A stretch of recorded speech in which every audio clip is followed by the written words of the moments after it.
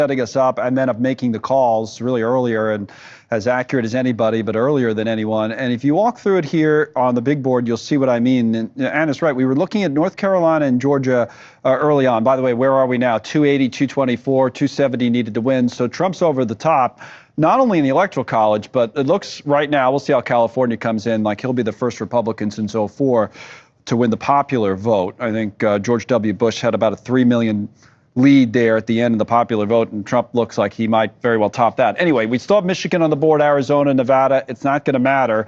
Those will just be additions for Trump. If we go back and think about where we were at the start of the night, I was going to say, for those of you just joining us, but if you're just joining us, you probably should have your head examined to turn on the TV at 3 o'clock in the morning after the election's been called. But that said, Georgia and North Carolina come in, and what Scott and the guys at DDHQ were saying is if they called, there's 16 votes each, electoral votes.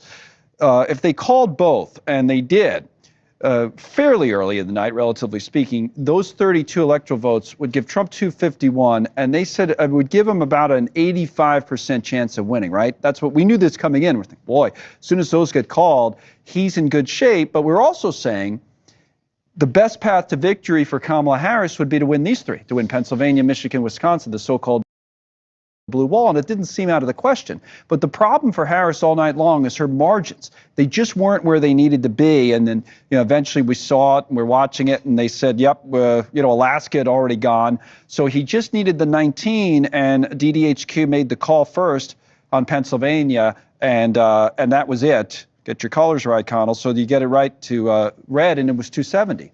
And then Wisconsin, it was just an additional number there to get us, where we are and put them up at 280. So as we go back, to the live results such as it is, we'll see how like Michigan comes in. We'll see, Arizona's actually been close. I don't know where it is right now. They got 58% in. So, Trump's gone up a little bit, so he might very well win Arizona. But Harris had a better shot there than she did in some of the blue wall states, which I thought was interesting. But I say margins, like in Pennsylvania, all night long, we were watching and comparing where Harris and Trump were versus last time around, like was called a historical comparison, just put up the 2020 election when Biden won.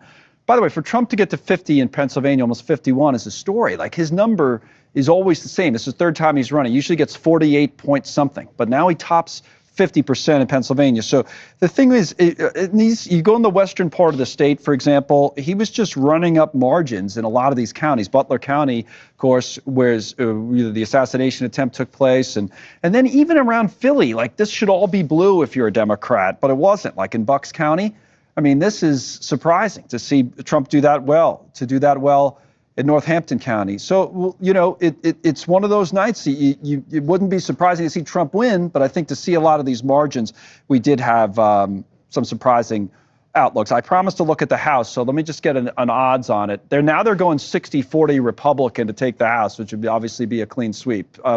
Those aren't great odds, but it's better than the Democrats right now. There's a few in New York I know that we want to keep an eye on all night long to see how they come down on Long Island, New York.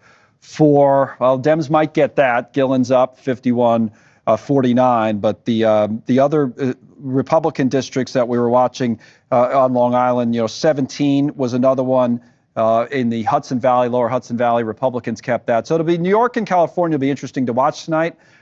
They already have the Senate, right? Have the White House, and the House, we'll see, but the Republicans have a shot of control there too as well. It's been